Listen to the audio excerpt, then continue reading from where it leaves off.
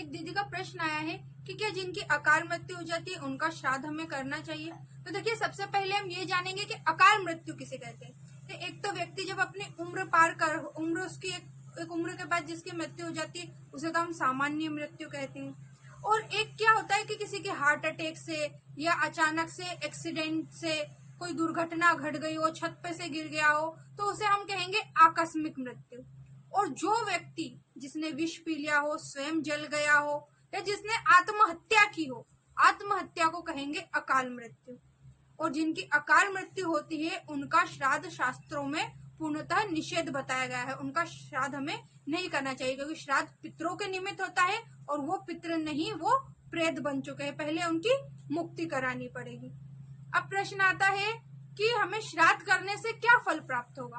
तो पद्म पुराण में लिखा है कि भक्त्या तुष्यन्ति पितर स्तुष्टा कामान्दी शांति ते पुत्रम पौत्रम धनम धान्यम कामन्यान मन सेच्छति।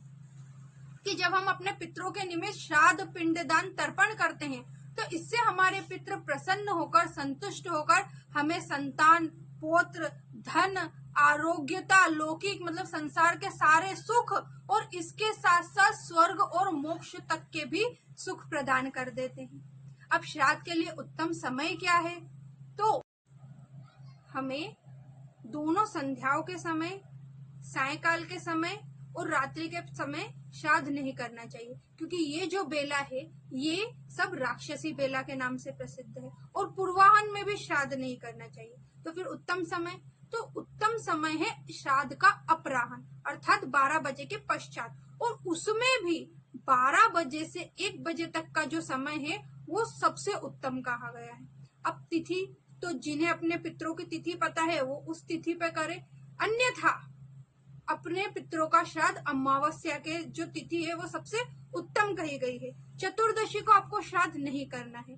क्यों नहीं करना है? क्योंकि महाभारत में लिखा है कि अवश्यम तो युवानोस्य प्रमीयन्ति नराग्रहे युद्ध भागी भवेन मर्त्य कुर्वन् छद्रम चतुर्दशीम। कि जिसके पितृ युद्ध में शस्त्र से मारे गए हो केवल वही चतुर्दशी के दिन श्राद्ध कर सकते हैं, अन्यथा जो चतुर्दशी का श्राद्ध करता है उसके यहाँ पर नवयुवकों की मृत्यु होती है या फिर निंदित संतान उत्पन्न होती है।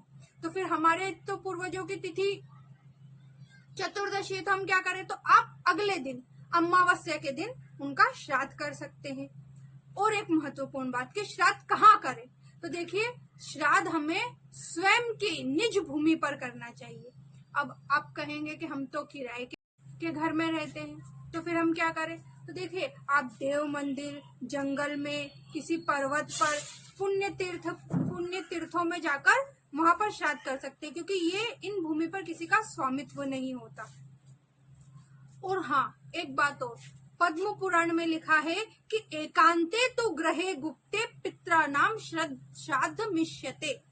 कि श्राद्ध हमेशा एकांत में और गुप्त रूप से होना चाहिए। केवल आपके परिवार, घर वाले ही उसमें उपस्थित हो, कोई आपका मित्र या अन्य अड़ोसी पड़ोसी की उस पर दृष्टि नहीं पड़नी चाहिए। श्राद्ध हमेशा गुप्त रूप से किया जाना चाहिए। राधे राधे।